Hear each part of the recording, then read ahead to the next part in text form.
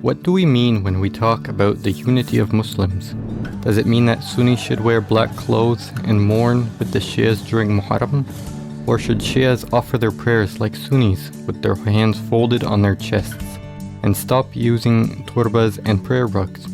This meaning of unity is a superficial one, and the least harm is that instead of bringing hearts closer, it widens the differences between the various denominations of Islam and causes Muslims to become further apart. The Muslim Ummah is like a large green garden in which a variety of species of trees grow. No rational person goes into the garden with a chainsaw to make all the trees look alike because they aren't all the same size and shape. In the Muslim Ummah, we don't expect all Muslims to have a similar outward appearance and way of life, in the name of Islamic unity as well. A more accurate interpretation of unity is that, despite all the differences and variations, we gather around common fixed principles.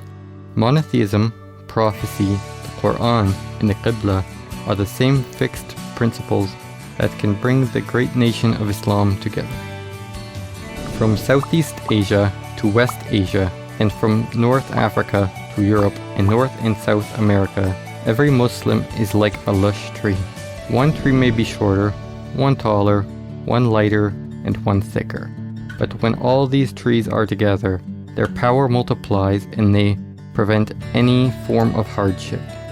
So unity means being together, not being like each other.